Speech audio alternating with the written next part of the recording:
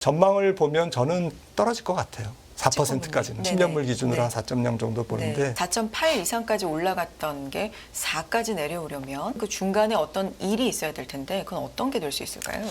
내년까지 바이든 정부가 돈을 많이 쓸 수밖에 없다라는 것은 이제 금리 상승 요인이지만 문제는 좀 하락할 수 있는 펀더멘탈 요인이 상대적으로 좀 많다. 국가와 경기를 조금 쿨다운 시키는 그러한 지점에 저는 와 있다라고 생각을 하기 때문에 기준금리가 조금 막바지에 달했을 때 장기물이 먼저 꺾이는 그러한 흐름을 항상 보여왔거든요. 준이 11월에 금리를 인상할지는 모르겠지만 인상한다 하더라도 그것은 마지막인 거죠. 우리나라도 금리 보면 한국은행이 더 이상 금리를 안 올린다라고 그런 느낌이 들면서 마지막 금리 인상을 하면 장기물이 쏜살같이 아주 가파르게 떨어지기 시작합니다. 어느 나라 채권 시장이든 그렇습니다. 기준금리의 인상이 막바지에 달했다라는 것 자체가 트리거다라는 것이고요. 자, 지금부터는 김한준 박사 모시고 시장의 허와 실을 또 가려보도록 하겠습니다. 바로 모셔볼게요. 박사님 어서 오세요. 네, 안녕하세요. 안녕하십니까. 네, 일주일 잘 지내셨나요? 네. 시장은 그렇지 못한 것 같습니다. 그렇습니다. 네. 네. 우리 연휴가 좀 길었는데 그동안에도 미국 시장, 뭐 세계 곳곳에서는 굉장히 많은 일들이 있었고 그걸 우리가 또 우리 시장은 한 번에 다 받아들인 것 같기도 하고요. 무엇보다도 최근 이슈는 뭐 미국의 국채금리라고 할 수 있는데 전반적으로 어떻게 보셨는지 총평 좀 들어볼까요?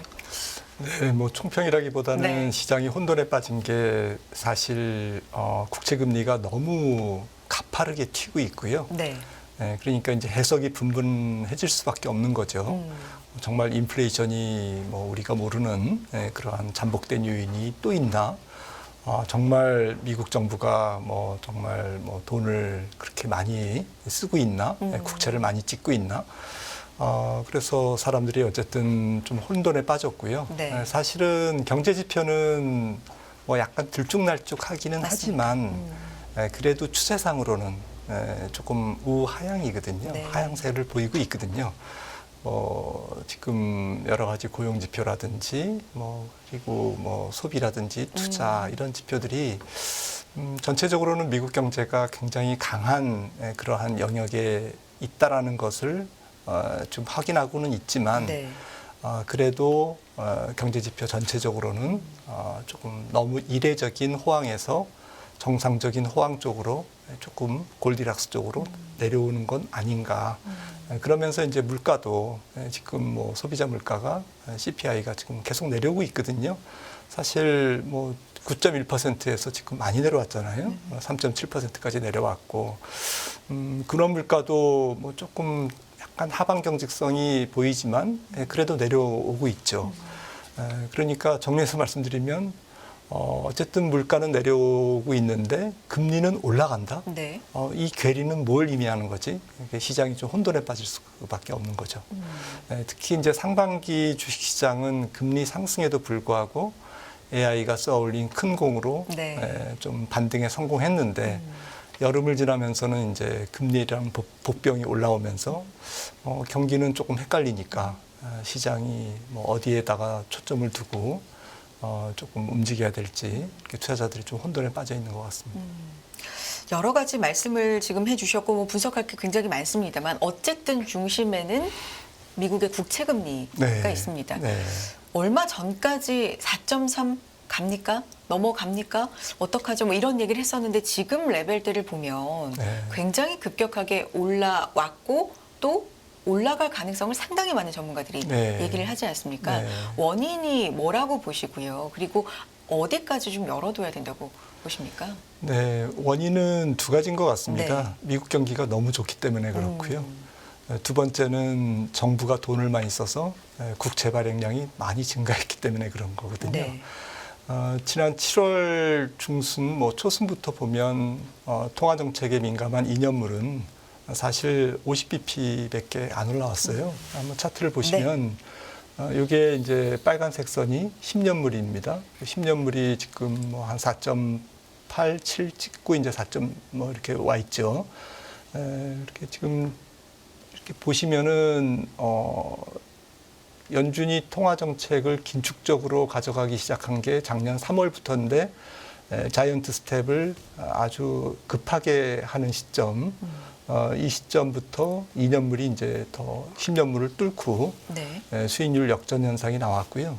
지금까지도 이제 지속되고 있는데 문제는 다음 그래프를 보시면 요거를 이제 2023년 올해 7월부터 좀 최근 3개월 정도를 2, 3개월 정도를 본 건데요.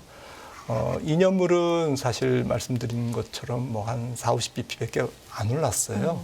10년물이 많이 올랐던 거죠. 네. 그러니까 10년물이 많이 오르는 경우는 뭐 장기물이 많이 오르는 경우는 인플레이션 또 기대 인플레이션 같은 게 올라갈 때 장기물이니까 나는 뭐 돈 빌려줄 때 인플레이션에 대한 보상을 채권 가격에 얹어서 보상받아야 돼. 이러면서 이제 금리가 올라가지 않습니까? 네. 그런데 기대 인플레이션은 최근 3개월간 거의 정체거든요. 그래서 인플레 요인이 아니고 최근 3개월간 10년물이 올라간 이유는 네. 일단 뭐 시장의 수급 문제. 그러니까 미국 연방 정부가 10월 1일이 회계 연도인데 네. 회계 연도 10월 1일에 가까워지면서 7월부터는 이 연방 정부가 국채를 많이 발행해야겠구나라는 것이 더 부담으로 작용했다. 그래서 네. 다음 회계 연도 미국의 순국채 발행량이 지금 한 2조 7천억 달러 정도로 이제 예상되는데 이 규모가 어느 정도냐면은 평상시 2010년에서 2020년 평균의 한 2배 정도입니다. 그리고 10월부터는 본격적으로 IRA, 인플레이션 감축법에 대한 보조금이 지급되거든요. 그래서 이 부분이 한 1조 2천억 달러 정도 그렇게 예상이 돼 있고요. 이게 이제 미국의 연방정부의 재정 수지입니다. 재정 지출인데 재정 지출이 지금 1조 5천억 달러, 2조 달러 근접하고 있습니다. 그래서 어쨌든 뭐 좀 미국의 예산이 뭐 사람들이 많이 얘기를 합니다만은 일단 뉴스를 보니까 한 70%, 60%에서 70% 사이가 경직성 경비라고 해요. 그러니까 국방비라든지 뭐 여러 간 보건복지라든지 이게 뭐 거의 그냥 나가야 될 돈이 한 70% 가까이 되는데 그러다 보니까 이제 바이든 정부의 새로운 이제 IRA라든지 이런 프로그램이 이제 작동되는 이제 그런 상황에서는 내년까지 돈이 많이 들어갈 수밖에 없고 이게 이제 국채 발행량을 증가시킬 거다. 채권 수급을 이제 악화시킬 거다.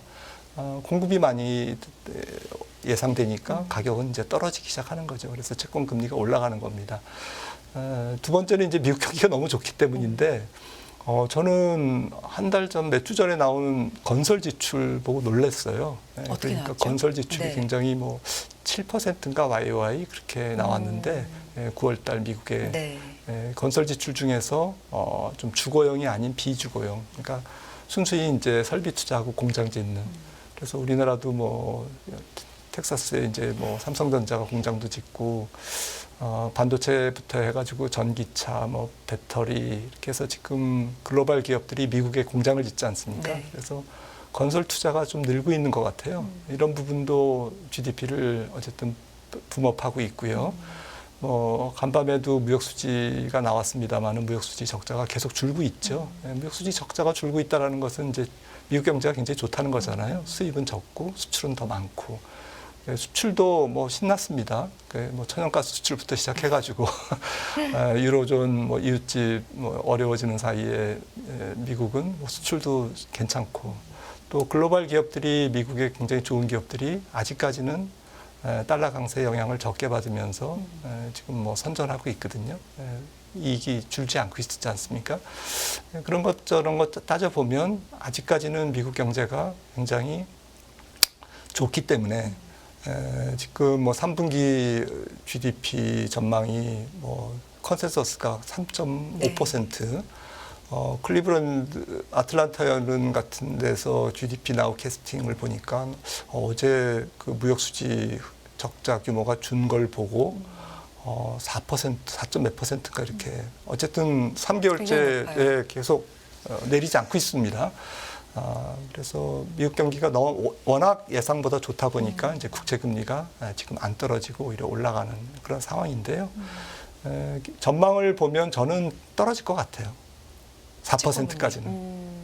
그냥 뭐 약간은 뭐 직관인데요. 4%라고 보시는 직관으로? 네, 그거는 이제 지난 9월 달에 네. FOMC 정책회의를 끝내면서 이제 SEP가 나오지 않습니까? 네. 경제 전망이 나왔는데 올해 연말에 아마 10년물 기준으로 보시는 거죠? 네네, 10년물 기준으로 네. 한 4.0 정도 보는데 올해 연말에 근원 PCE 물가를 한 3.6 정도로 봤을 거예요.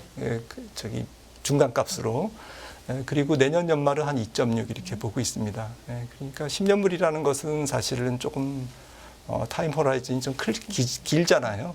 그러니까 한 내년 한 중반 정도, 향후 한 1년 정도의 근원 물가를 한 3.0 정도로 본다면 플러스 한 1% 정도 더해서 4.0 정도가 조금 적정한 미국의 국채 10년물 금리의 가격이다라고 생각을 합니다. 이게 근데 트리거가 있어야 될 텐데요. 네. 지금 거의 뭐 4.8 이상까지 올라갔던 게 4까지 내려오려면 직관이라고 말씀을 하십니다만 어쨌든 그 중간에 어떤 일이 있어야 될 텐데 그건 어떤 게 될 수 있을까요? 어쨌든 앞서 말씀드린 대로 채권 시장의 수급적인 요인, 네. 내년까지 바이든 정부가 돈을 많이 쓸 수밖에 없다라는 것은 이제 금리 상승 요인이지만 이것은 조금 더 길게 채권 시장을 움직이는 수급 요인이라고 봐야 되는 거고요. 그래서 금리가 조금 떨어지는 것을 계속 막는 그러한 하방을 막는 그런 요인인 것만큼은 틀림없는데 문제는 좀 하락할 수 있는 펀더멘탈 요인이 상대적으로 좀 많다. 네. 일단 연준이 거의 525bp의 금리를 인상했는데 이런 상태에서 어쨌든 그게 경제에 미치는 스며드는 그래서 물가와 경기를 조금 쿨다운 시키는 그러한 지점에 저는 와 있다라고 생각을 하기 때문에 약간의 말씀하신 트리거만 있으면 조금 떨어질 수 있다라고 보고 있고요. 또 장기물이 떨어지는 것은 정책 금리가 그러니까 기준 금리가 조금 막바지에 달했을 때 장기물이 먼저 꺾이는 그러한 흐름을 항상 보여왔거든요. 그러니까 연준이 11월에 금리를 인상할지는 모르겠지만 인상한다 하더라도 그것은 마지막인 거죠. 우리나라도 금리 보면 한국은행이 더 이상 금리를 안 올린다라고 그런 느낌이 들면서 마지막 금리 인상을 하면 장기물이 쏜살같이 아주 가파르게 떨어지기 시작합니다. 어느 나라 채권 시장이든 그렇습니다. 그래서 정책금리, 기준금리의 인상이 막바지에 달했다라는 것 자체가 트리거다라는 것이고요. 그다음에 어제 연준 인사들이 한 5분이 나와서 막 네. 얘기해서 정신이 없었는데 저도 다 못 들었는데 네. 못 봤는데 아무튼 나오신 분 중에 한 분이 제가 정확하게는 기억을 못 해요. 근데 지금 채권 금리가 올라가는 것은 시장 금리가 올라가는 게 결국에는 연준이 해야 될 일을 대신하고 있다. 메리 데일리. 메리 데일리니까. 예. 그래서 어쨌든 이게 그거 맞는 것 같아요. 네. 그러니까 시장 금리가 올라가면 결국에는 중앙은행이라는 것은 약간 보일러의 밸브를 약간 열었다 줄었다 이제 네. 이런 기준금리를 조작하는 거잖아요. 조정하는 거잖아요. 그러면 그게 이제 2년물, 5년물, 10년물 이렇게 파장을 일으키면서 영향을 주는 겁니다. 결국에는 우리가 자동차를 살 때 혹은 신용카드를 쓸 때 혹은 집을 살 때 이럴 때 미치는 금리는 장기 금리거든요. 그래서 이런 장기 금리가 올라간다라는 것은 자본시장이 조금 자율 조정 기능을 하는 거죠. 경기를 끌어내리는, 경기를 어쨌든 쿨다운 시키는 그러한 역할이 분명히 있다라는 것이죠. 마지막 트리거는 제 생각에는 지금 약간 금융공학적이나 아니면 ETF나 이런 데의 채권 수급이 굉장히 근래에 커졌어요. 네. 그래서 이런 것들이 채권 시장을 좀 떨어뜨리는 데도 기여했지만 이번에 금리가 올라가는 데도 기여를 했거든요. 공매도도 굉장히 많았고요. 채권 시장에서. 이런 패닉 셀링이 조금 가격이 어쨌든 채권 가격이 좀 더 떨어지면 금리가 한 5% 이렇게 국제 10년물이 이렇게 가면 상당히 매력도가 높아지는 거죠. 그 가격 자체가. 그래서 이 가격 자체의 매력 이런 부분들이 결국에는 트리거를 만들 거다라고 생각을 합니다. 박사님 결국에는 최근에 이제 시장이 어떻게 보면은 뭐 이런 단어가 조금 자극적이긴 합니다만 주식 시장도 그렇고 특히 우리 시장 뭐 연휴 후에 뭐 검은 수요일이라고 불릴 만큼 굉장히 폭락하지 않았습니까? 네. 뭐 미국 시장도 채권 금리도 그렇고요.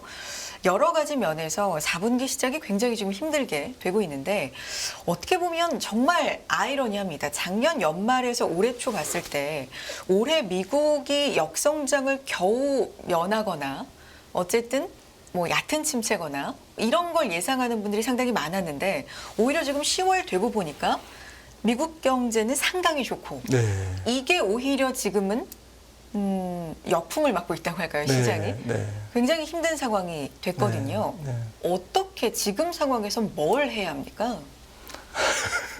굉장히 어려운 어려운 질문이었죠, 질문이시죠. 제가. 네. 근데 글로벌 경제 조금 구도는 네. 결국엔 미국 혼자 잘 나가는 이제 그러한 분위기로 어제 간밤에도 보니까 독일 수출이 크게 안 좋더라고요. 네. 네, 그래서 지금 전 세계 경기가 사실은 약간 서비스업 경기 중심으로 움직이고 있고 또 교육이 잘 안 되는 서비스죠. 네, 그러니까 뭐 어쨌든 뭐 그 IT 제품이라든지 혹은 뭐 여러 가지 실물 재화가 지금 교육이 활발한 시대가 아니잖아요.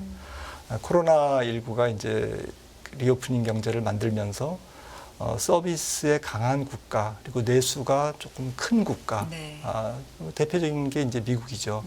네. 그리고 임금이 많이 올라오고 그다음에 고용 시장이 탄탄한 국가 쓸 돈이 많다라는 거죠.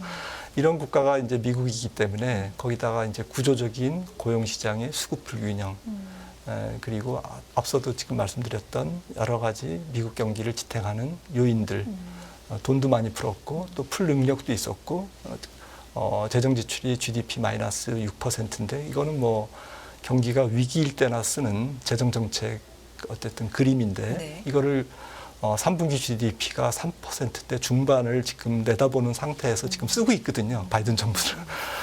그러니까 경기가 안 좋을 수밖에 없는 거죠. 근데 나머지 국가들은 사실 특히 신흥국 또 공업 수출국 수출이 잘 안 되고 또 쓸 돈도 없고 우리나라 같은 경우도 보면 금리를 동결했는데도 불구하고 물가는 계속 오르고 이번에 다시 튀었더라고요. 네. 3.7%인가 네. 그래서 사실 2.7%에서 거의 한 1%포인트 올라갔습니다. 거기다가 뭐 전력요금도 가스요금도 안 올린 상태에서 물가가 튄 거죠. 그러니까 우리나라만 봐도 수출도 안 되고 이웃나라 중국도 조금 지금 지지부진하고 어렵고 그런 상태에서 내수 소비가 약하고 수출도 지금 딱히 모멘텀을 못 찾고 있고 자동차에는 조금 괜찮은 업종이 없지 않습니까? 이런 식으로 전 세계가 다 어려워요. 그래서 미국 혼자 좋습니다. 하지만 미국 경기도 이제 글로벌 경기가 이렇게 계속 죽으면 이제 그 부메랑을 입죠. 뭐 나스닥에 상장돼 있는 미국 기업들, IT 기업들의 영업이익의 한 50%가 해외에서 발생된다고 하니까요. 아무래도 영향을 왜 안 받겠습니까? 영향을 받겠죠. 근데 현재로는 좀 장기 그림은 내년도에 가서 받을지는 모르겠지만 현재로는 아직은 미국은 좋고 나머지 나라들은 안 좋고 이런 상태에서 이번 4분기를 이제 우리는 버텨야 됩니다. 그러니까요. 조금 박사님 단순하게 보면 네. 미국이 너무 좋아서 문제다. 그러니까 좋아서 문제다. 약간 좀 어폐가 있지만 좋아서 고금리로 상당히 유지될 것 같다라는 거 아니겠습니까? 그러면 미국은 좋고 나머지는 안 좋다고 박사님도 표현을 해주셨으니까 그럼 우리 걱정이나 하자. 이게 미국과 근데 따로 볼 수 없는 게 미국이 그렇게 높은 금리로 오랫동안 유지될 것 같으니까 우리도 더 올리면 올렸지 내릴 수가 없는 상황이 지금 계속 되는 거 아니겠습니까? 뭐 수출도 안 좋고 여러 네. 가지가 안 좋은데요. 어떻게 보십니까? 뭐 환율도 그렇고 지금 여러 가지로 우리 시장도 만만치가 않습니다. 그렇죠. 네. 네, 그래서 뭐 일단 우리 기업들이 뭐 수출해서 많이 돈을 벌어야죠. 그 방법밖에 없죠. 지금 이 상태로 가면 사실은 전 세계 경제는 조금 미국 중심의 미국에 의한 미국 주도의 조금 뭐 심한 말로는 거의 미국이 될 것 같아요. 전 세계에 어쨌든 부가가치를 창출하는 그게 이제 많은 폐해를 가져오죠. 이미 시그널이 신호가 나온 게 미국이 그렇게 어쨌든 IRA법을 하고 뭐 반도체 칩 과학법을 이렇게 하니까 돈이 더 들어가잖아요. 네. 그러니까 금리가 올라가고 그다음에 달러가 강세로 가고 이런 부분들이 결국에는 조금 경제를 곳곳에서 왜곡시키고 비효율로 가져가는 거거든요. 미국이 보조금을 주니까 유럽도 보조금을 주고요.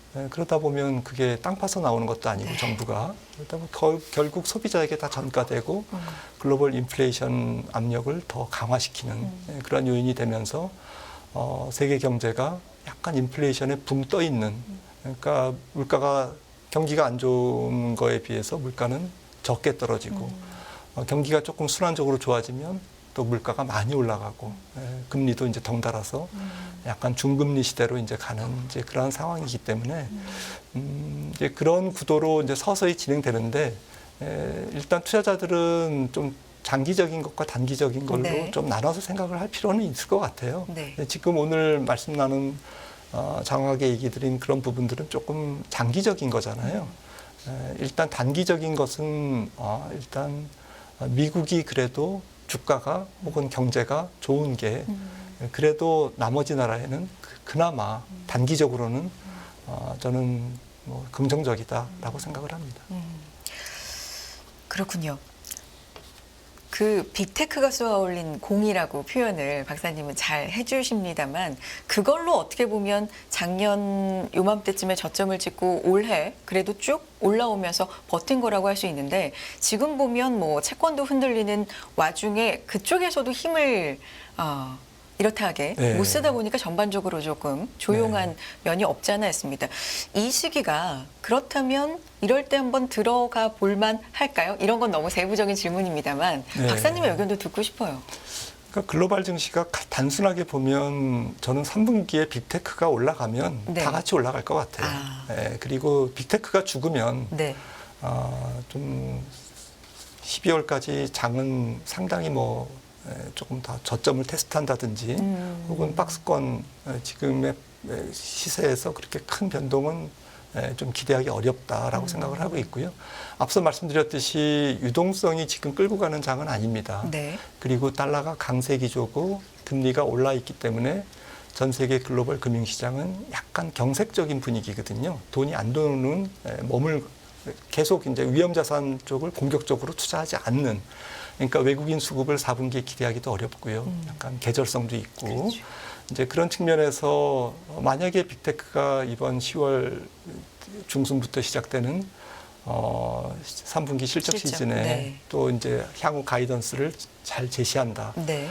지금 3분기 S&P 500 EPS에 조금 컨센서스는 플러스 한 5% QOQ로 네. 전년 대비 그 정도로 보는데 4분기는 지금 팩트셋이나 이런 데서 전부 다 한 10% 보고 있고 내년도에는 한 12%, 13%까지 보고 있거든요. 네. 만약에 그게 유효하고 그 유효한 것을 빅테크가 입증한다면 그래 걱정하지 마. 3분기 우리 실적이 이렇게 좋잖아. 3분기 지난 거죠. 네. 그리고 4분기도 아마 우리가 끌고 갈 거야. 이런 자신감을 보여주면 빅테크들의 PR이 고점 37배에서 지금 한 27배까지 내려왔거든요.